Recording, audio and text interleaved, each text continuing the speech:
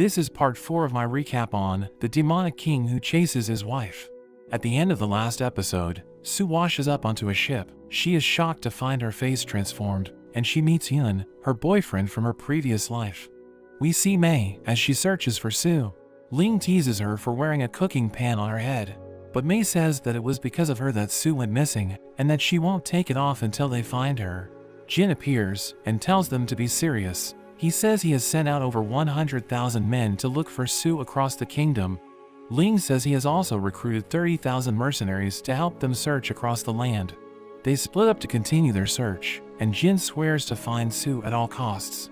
Meanwhile, a group of assassins flee as Grandmaster Hong Yun pursues them. They know they are no match for him and ask for a swift death because the assassin clan forbids them from revealing their secrets. However, the Grandmaster reveals a white token, and the assassins recognize him as the White Lord. With this, they reveal Sue's location, telling him she is with Yun, the prince of the Xijing nation. Back on the ship, Sue meets with Yun, and he has prepared some hot pot like they would have in the other world. Sue has a flashback to when she and a group of other abandoned kids were adopted to be assassins.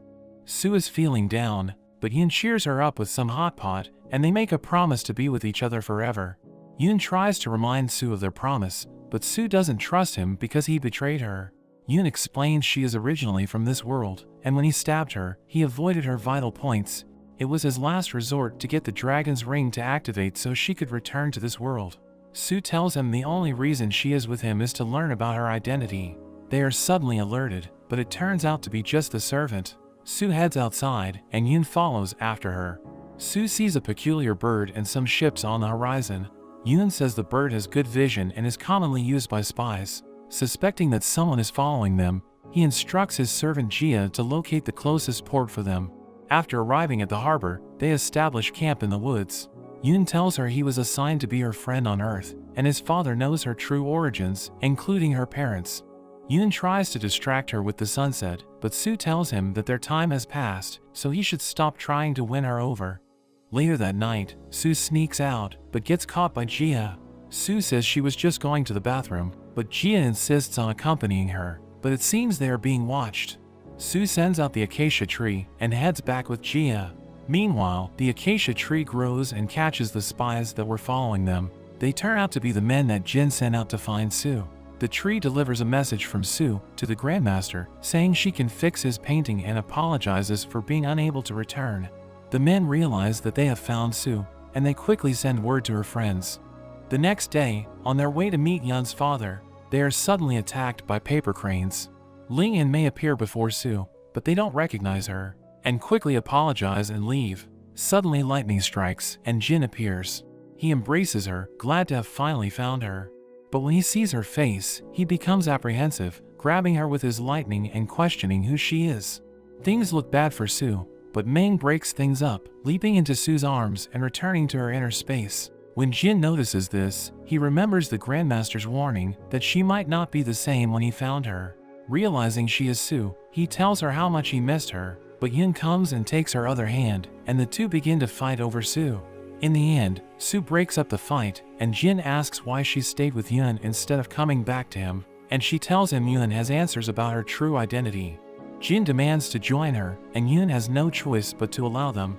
They have a break for hot pot, and Yun brings up stories from his past with Sue.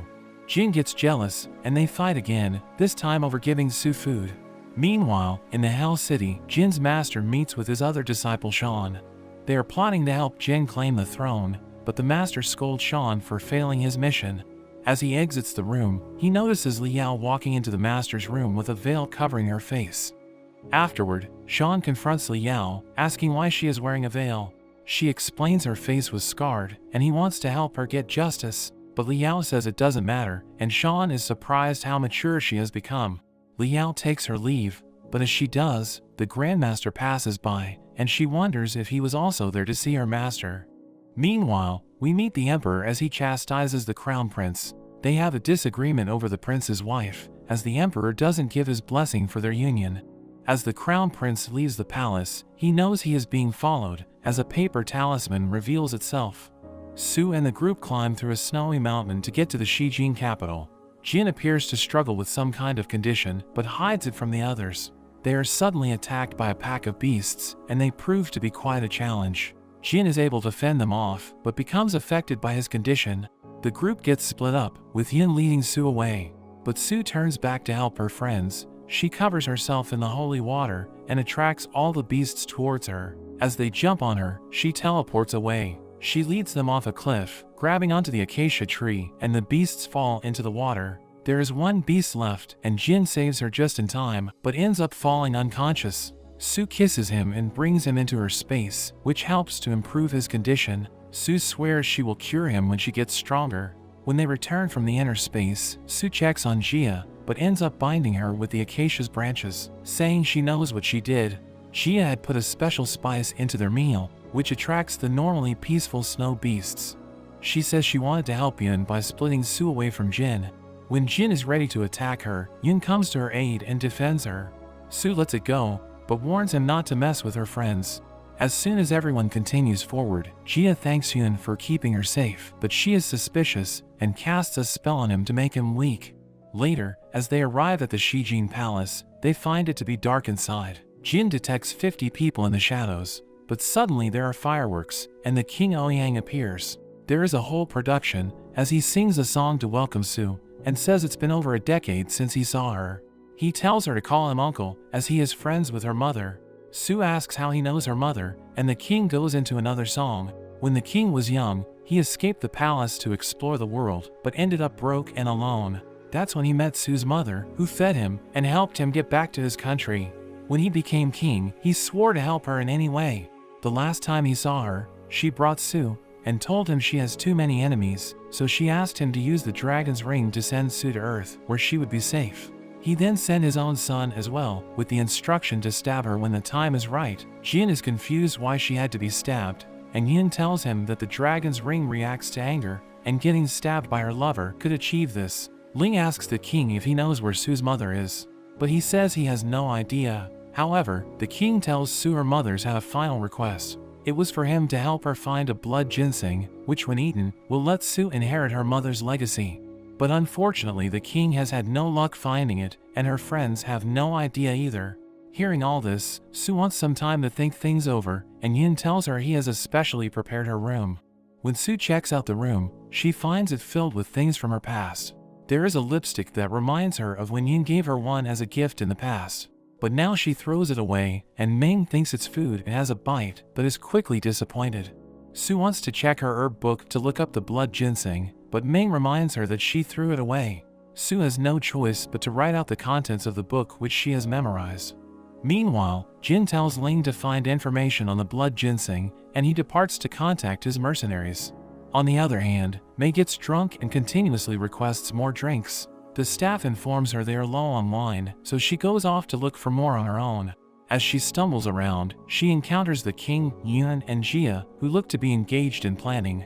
The king tells her he will send more wine to her room, but as she leaves, Mei secretly sends a paper crane to find out what they are discussing. Su successfully recalls the properties of the blood ginseng, which seems to provide massive benefits for space sorcerers.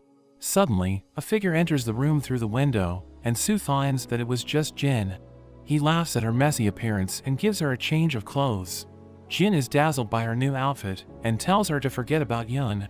They are about to kiss, but Mei and Ling interrupt, saying they have news to report. But Jin gets mad and zaps them.